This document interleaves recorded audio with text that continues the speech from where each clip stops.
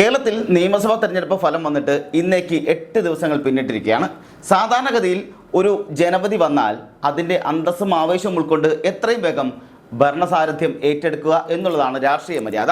എന്നാൽ കേരളത്തിലെ ഇന്നത്തെ അവസ്ഥ എന്താണ്? ആരാണ് കേരളത്തിൻ്റെ അടുത്ത മുഖ്യമന്ത്രി? മന്ത്രിസഭയിൽ ആരൊക്കെ ഉണ്ടാകും?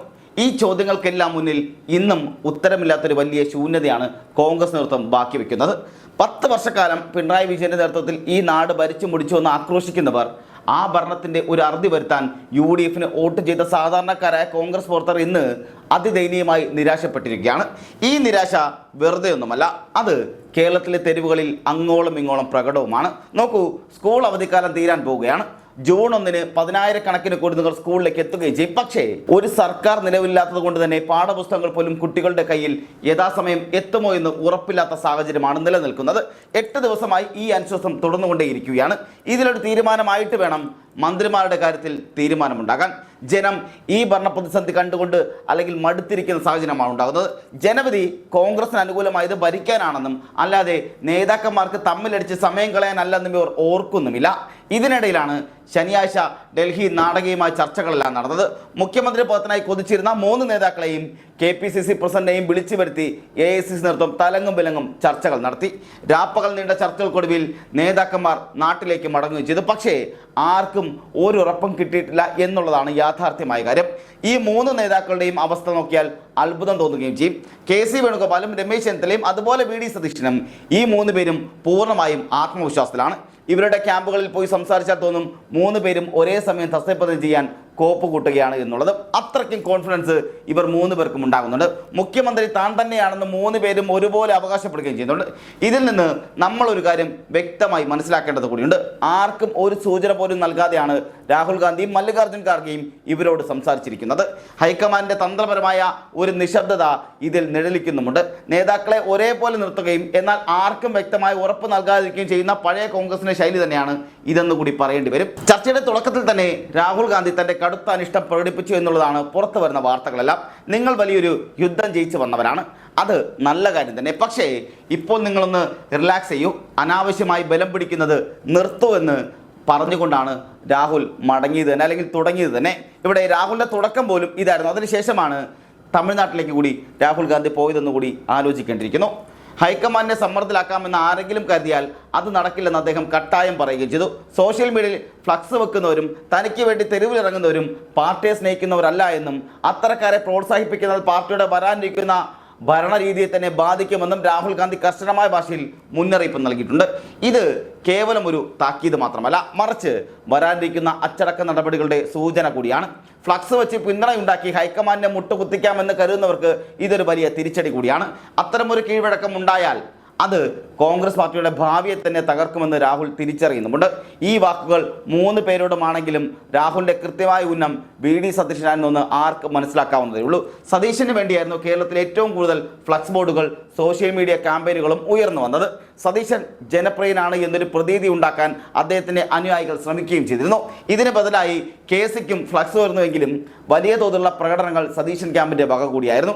രാഹുൽ ഗാന്ധി വിരട്ടിയതോടെ ശനിയാഴ്ച രാത്രി തന്നെ കേരളത്തിലെ ഓരോ കോണിലും ഉണ്ടായിരുന്ന സകല ഫ്ലക്സ് ബോർഡുകളും ഈ നേതാക്കന്മാർ തന്നെ മുൻകൈയെടുത്ത് നീക്കം ചെയ്യുന്ന കാഴ്ചയാണ് നാം കണ്ടതും. ഹൈക്കമാൻഡ് ഇടുത്തി പോലുള്ള ഈ നിലപാട് നേതാക്കളെ ശരിക്കും ഞെട്ടിക്കുകയും ചെയ്തു. പ്രകടനങ്ങൾ പൂർണ്ണമായും ഇല്ലാതാവുകയും ചെയ്തു. ഞായറാഴ്ച നടത്താനുള്ള സതീശൻ അനുകൂല പ്രകടനങ്ങൾ അവസാന നിമിഷം റദ്ദാക്കുകയും ചെയ്തു. ഇപ്പോഴും ചില കുത്തിത്തിരിപ്പുകാർ അവിടെയും ഇവിടെയും ഫ്ലക്സ് വെക്കുന്നുണ്ട് എന്നതൊരു മറ്റൊരു യാഥാർത്ഥ്യം കൂടിയാണ്. ശശി തരൂരിന് വേണ്ടി തിരുവനന്തപുരത്തൊരു പുതിയ ഫ്ലക്സ് ബോർഡ് ഉയരുന്നതും കണ്ടു. തൃശ്ശൂർ വാടനപ്പള്ളിയിൽ KC വേണുഗോപാലിന് വേണ്ടി ഫ്ലക്സ് വെച്ചത് ഒരു CPM ലോക്കൽ കമ്മിറ്റി അംഗമാണെന്ന് വ്യക്തമാക്കുകയും ചെയ്തു. ആ ദൃശ്യങ്ങളടക്കം പുറത്തു വന്നിട്ടുണ്ട്. നമുക്ക് ആ ദൃശ്യങ്ങളൊന്ന് കണ്ടുവരാം.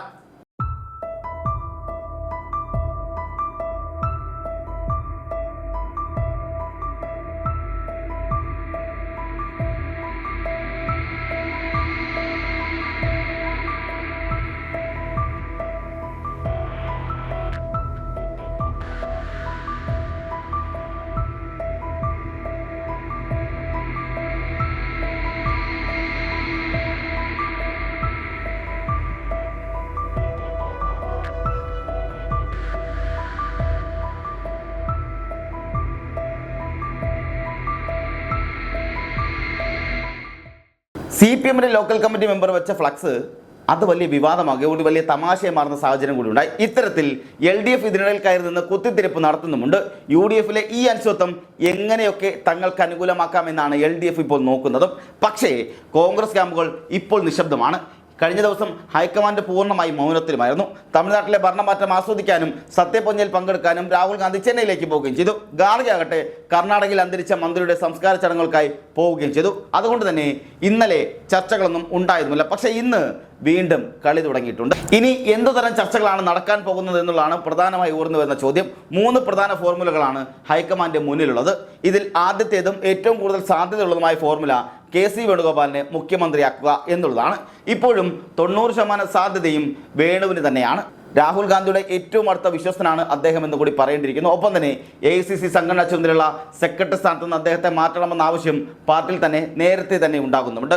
വടക്കേ ഇന്ത്യയിൽ നിന്നുള്ള ഒരാൾ ആ സ്ഥാനത്തേക്ക് വരണമെന്ന് ദേശീയ തലത്തിൽ പാർട്ടിയുടെ വളർച്ചയ്ക്ക് അത്യാവശ്യമാണെന്നും വേണുവിന് ഇതിലും വലിയൊരു പദവി നൽകി കേരളത്തിലേക്ക് തിരിച്ചയക്കാൻ രാഹുലിന് ഇതിലും നല്ലൊരു അവസരവുമില്ല. അവിടെ സച്ചിൻ പൈലറ്റിന്റെ പേരാണ് അടുത്ത AICC ജനറൽ സെക്രട്ടറിയായി കേൾക്കുന്നത്. അതും സംഘടനാ ചുമതലയുള്ള ജനറൽ സെക്രട്ടറിയായി സച്ചിൻ പൈലറ്റിന്റെ പേരാണ് പ്രധാനമായി ഉയർന്നു വരുന്നത്. AICC-യിലെ ഭൂരിഭാഗം നേതാക്കളും വേണു കേരളത്തിലേക്ക് മാറുന്നതിനെ അനുകൂലിക്കുന്നവർ, അതായത് KC വേണുഗോപാൽ കേരളത്തിലേക്ക് മാറുന്നതിനെ അനുകൂലിക്കുന്നവർ തന്നെയാണ്. പക്ഷേ KCയെ ഭയപ്പെടുത്തുന്ന ഒരു പ്രധാന ഘടകമുണ്ട്, അത് ഉപതെരഞ്ഞെടുപ്പാണ്. KC വേണുഗോപാൽ മുഖ്യമന്ത്രിയായാൽ അദ്ദേഹം ഇരിക്കൂറിൽ മത്സരിക്കുകയും ചെയ്യും. അവിടെ ജയിക്കുമെന്നതിൽ ആർക്കും തർക്കമില്ല. പക്ഷേ അദ്ദേഹം നിലവിൽ MP ആയ ആലപ്പുഴ ലോക്സഭാ മണ്ഡലത്തിൽ ഉപതെരഞ്ഞെടുപ്പ് വന്നാൽ എന്ത് സംഭവിക്കും എന്നുള്ളതാണ് ചോദ്യമായി വരുന്നത്. 2019-ൽ വേണുഗോപാൽ മത്സരിക്കാനിരുന്നപ്പോൾ ആലപ്പുഴ കോൺഗ്രസിന് നഷ്ടപ്പെടുകയും ചെയ്യുന്നു. 2024-ൽ ശോഭാ സുരേന്ദ്രൻ അവിടെ ഉണ്ടാക്കിയ വമ്പിച്ച മുന്നേറ്റം ഹൈക്കമാൻഡിനെ വല്ലാതെ പേടിപ്പിക്കുന്നുമുണ്ട്.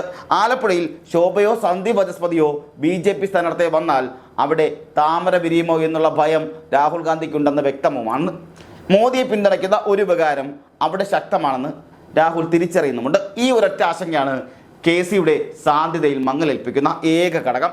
ഇതിനൊരു പരിഹാരമായി AD തോമസിനെ മത്സരിപ്പിക്കണമെന്ന നിർദ്ദേശമുണ്ട്. പക്ഷേ അവിടെ മറ്റൊരു ഉപതെരഞ്ഞെടുപ്പ് വേണ്ടിവരുമെന്നത് പ്രതിസന്ധി കൂടിയാണ്. എങ്കിലും ഹൈക്കമാൻഡ് ആലോചിക്കുന്ന ഏറ്റവും പ്രധാന ഫോർമുല ഇതുകൂടിയാണ്.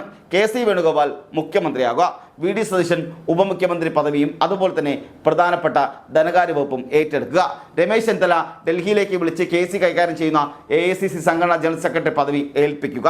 ഇതാണ് നിലവിൽ ഹൈക്കമാൻഡിന് മുന്നിലുള്ള ഏറ്റവും സേഫായ മാർഗം എന്നത്. ചെന്നിത്തലയ്ക്ക് അഖിലേന്ത്യാ തലത്തിൽ വലിയൊരു ഉത്തരവാദിത്തം ലഭിക്കുകയും ചെയ്യും. AICC നിയന്ത്രിക്കാനുള്ള കരുത്ത് അദ്ദേഹത്തിനുമുണ്ടാകും. സതീശന് ഭരണത്തിൽ നിർണായക പങ്കുണ്ടാവുകയും ചെയ്യും. KCക്ക് തൻ്റെ നാടിനെ നയിക്കാൻ അവസരം ലഭിക്കുകയും ചെയ്യും. രമേശ് ചെന്നിത്തല ഈ പദവി സ്വീകരിക്കാൻ തയ്യാറായിരിക്കുമെന്നുള്ളതാണ് പുറത്തു വരുന്ന വിവരങ്ങളെല്ലാം. രണ്ടാമത്തെ ഫോർമുല എന്ന് പറയുന്നത് രമേശ് ചെന്നിത്തലയെ മുഖ്യമന്ത്രിയാക്കുക എന്നുള്ളതാണ്. ഇതിന് ഏകദേശം 9% സാധ്യതകളാണ് കൽപ്പിക്കപ്പെടുന്നത്. ചെന്നിത്തലയുടെ കരുത്ത് AK ആന്റണിയുടെയും സോണിയാഗാന്ധിയുടെയും പിന്തുണ കൂടിയാണ്. ചെന്നിത്തലയെ അവഗണിക്കുന്നത് ശരിയല്ലെന്ന നിലപാടിലാണ് സോണിയാഗാന്ധി ഉള്ളത്. രമേശിന് ഇത് അർഹതപ്പെട്ടതാണ്. സതീശന് ഇനിയും അവസരമുണ്ട് എന്നാണ് ആന്റണി ഹൈക്കമാൻഡിനെ അറിയിച്ചിരിക്കുന്നത്. മുതിർന്ന നേതാക്കളുടെ ഈ നിലപാട് രാഹുലിന് പൂർണ്ണമായും തള്ളിക്കളയാൻ കഴിയില്ല.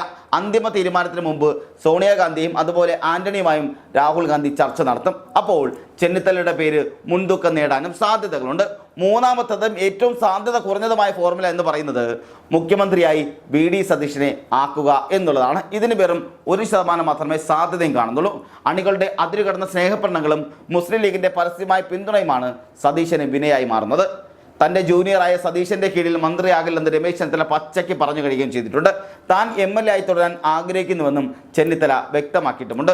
സതീശൻ മുഖ്യമന്ത്രിയായാൽ പാർട്ടിക്കുള്ളിൽ വലിയൊരു ലഹളയുണ്ടാകുമെന്ന് ഡൽഹിക്ക് നന്നായി അറിയുകയും ചെയ്യും. അതുകൊണ്ട് തന്നെ സതീശന്റെ കാര്യത്തിൽ ഹൈക്കമാൻഡ് വാതിൽ ഏതാണ്ട് അടച്ച മട്ട് കൂടിയാണ്. ഇതിനിടയിൽ ചില വ്യാജ പ്രചരണങ്ങൾ സോഷ്യൽ മീഡിയയിൽ പടരുക കൂടിയാണ്. സതീശന് 37 MLA-മാരുടെ പിന്തുണയുണ്ടെന്ന് ചില മാധ്യമങ്ങൾ റിപ്പോർട്ട് ചെയ്തത് വ്യാജമാണെന്ന് വ്യക്തമാവുകയും ചെയ്തിട്ടുണ്ട്. ഹൈക്കമാൻഡിന്റെ കയ്യിലുള്ള കണക്ക് പ്രകാരം 47 MLA-മാരുടെ പിന്തുണ KC വേണുഗോപാലിനാണ്.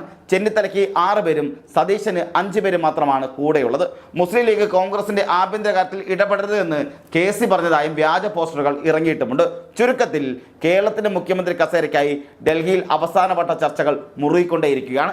രാഹുലും അതുപോലെ ഖാർഗെയും KC വേണുഗോപാലിന് വേണ്ടിയാണ് നിൽക്കുന്നതെങ്കിലും സോണിയുടെയും ആന്റണിയുടെയും ഇടപെടൽ ചെന്നിത്തലയ്ക്ക് ഗുണമാകുമോ എന്ന് കണ്ടറിയേണ്ടിയിരിക്കുന്നു. എന്തായാലും ഈ അനിശ്ചിതത്വം ജനാധിപത്യത്തിന് നല്ലതൊന്നുമല്ല. സ്കൂൾ തുറക്കാൻ ഇനി ദിവസങ്ങൾ മാത്രമാണ് നമ്മുടെ മുന്നിൽ ബാക്കിയുള്ളത്. ജനങ്ങളുടെ ക്ഷമ പരീക്ഷിക്കാതെ ഗ്രൂപ്പുകളെ അവസാനിപ്പിച്ച് എത്രയും വേഗം ഒരു തീരുമാനമെടുക്കാൻ കോൺഗ്രസ് നേതൃത്വത്തിന് കഴിയട്ടെ എന്ന് നമുക്ക് പ്രത്യാശിക്കുകയും ചെയ്യാം. 10 വർഷത്തെ കാത്തിരിപ്പിന് ശേഷം ജനങ്ങൾ നൽകിയ ഈ വിജയത്തെ വെറുതെ കളഞ്ഞു കുളിക്കരുത് എന്ന് കൂടിയാണ് ഈ സമയത്ത് പറയാനുള്ളത്.